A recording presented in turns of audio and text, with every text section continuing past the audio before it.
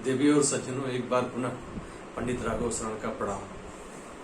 आज हम पुनः तीसरे नेत्र पर कुछ चर्चा करने जा रहे हैं। पिछले कुछ महीनों में बहुत सारी वीडियोस में आपने सुना होगा। आज उसके आगे की चर्चा हम करते हैं। हम तीसरे नेत्र पर अनवरत चर्चा करते हुए आ रहे हैं। पुनः हम एक बार दोहराते हैं कि तीसरा नेत्र जो है ये हमारे दोनों भ्रू मध्य में होता है, जहां पर हम टीका लगाते हैं। ये कभी ऊपर भी हो सकता है और बगल अगल भी हो सकता है।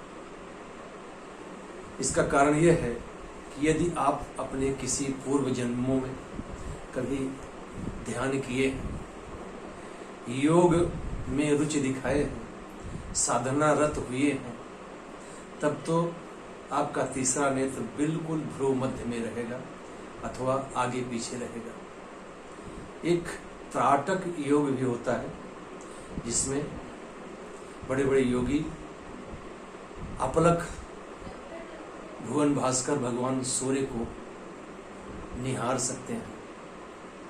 उस स्थिति में हमारे दोनों नेत्रों की पुतलियां भ्रू मध्य अर्थात तीसरे नेत्र पर जाकर के मिल जाती हैं। बड़े बड़े योगियों की बात मैं कर रहा हूं। तीसरा नेत्र इस बात का परिचायक है, अगर भ्रू मध्य में है, कि आपने विगत जन्मों में बहुत प्रयास किए हैं अपने भ्रू मध्य में ध्यान करने के लिए। कई बार ऐसा होता है कि हम पिछले जन्म में बहुत सारी प्रयास किए हैं ध्यान लगाने के लिए, तो हमारी समाधि लग जाती है। वैसे भी अगर कभी कभी आप देखेंगे कि आपके जीवन में अचानक बड़ा आश्चर्यजनक कोई घटना रूप ले लेती है। आप किसी भजन में गए हुए हैं, वहां पर ध्यान लग जाता है। किसी मंदिर पर गए हुए हैं, वहां पर आप ध्यान लग जाता है। किसी गुरु के सम्मुख आने पर आप अश्रु आपके नेत्रों से निकलने लग जाते हैं। तो इसका तात्पर्य है कि आप पिछले विगत कई जन्मों के पहले या वर्तमान में ही आप अच्छी तरह से भ्रू मध्य में ध्यान कर रहे हैं। जिसका तीसरा नेत्र विकसित हो जाता है, उसके जीवन में तमाम सारी चमत्कारिक बातें होना प्रारंभ हो जाती हैं। एक बहुत साधारण से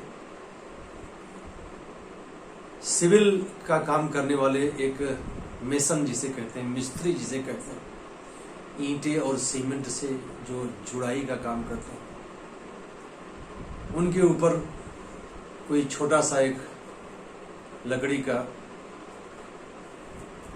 लकड़ी गिरी उनके कंधे पर। उन्होंने पीछे मुड़कर देखा और बस अचानक उनकी समाधि लग गई। हमारे गुरुदेव बताते हैं कि उनके एक मित्र प्रायः साल में 1 या 2 बार समाधि में चले जाया करते थे। उनके परिवार वाले कुछ दिन तक उसे मूर्छा या मिर्गी इत्यादि रोगों का नाम लेकर के बड़े चिंतित रहा करते थे। लेकिन जब उन्हें यह पता चला कि हमारे परिवार वाले बहुत परेशान हो गए हैं, तो उन्होंने उस रहस्य का उद्घाटन किया। उन्होंने कहा कि इस मूर्छा के दौरान हम लोकांतरों में प्रवेश करते हैं, बड़े बड़े सिद्ध मुनियों से हमारा दर्शन होता है और हम वार्तालाप करते हैं अनेकानेक विषयों पर। उनकी ज्ञान को जब लोगों ने सुना तो आश्चर्यचकित रह गए।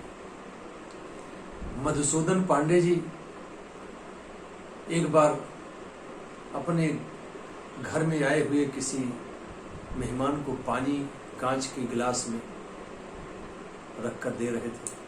अचानक एक बच्चे की ठोकर ने कांच की गिलास मार दी, गिर गई, वो टुकड़े टुकड़े हो गए। जैसे ही झुकते हैं मधुसूदन पांडे जी ध्यानस्थ हो जाते हैं।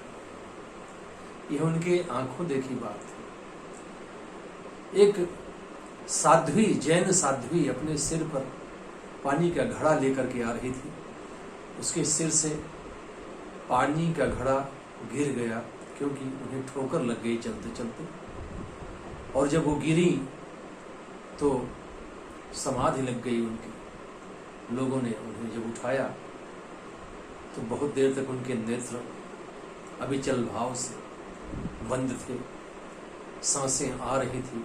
डॉक्टरों ने उन्हें देखा और कहा कि इन्हें कोई भी परेशानी नहीं है, प्रतीक्षा करें। और कुछ समय के बाद 15 मिनट 10 मिनट के बाद में उनके जब नेत्र खुलते हैं तो लोकांतर में अपने दिखी हुई बातों और कई ऋषियों मुनियों के दर्शन की बातें उन्होंने बताई। तो इस प्रकार ये तीसरा नेत्र पर यदि हम कुछ ध्यान करते हैं तो जीवन में अनेक प्रकार की इसी प्रकार से चमत्कार या चमत्कारों का अनुभव आपको प्रारंभ होने लगता है। बस इन्हीं शब्दों के साथ वाणी को विराम देते हैं। अगली चर्चा पुनः हम करेंगे। जय श्री राम।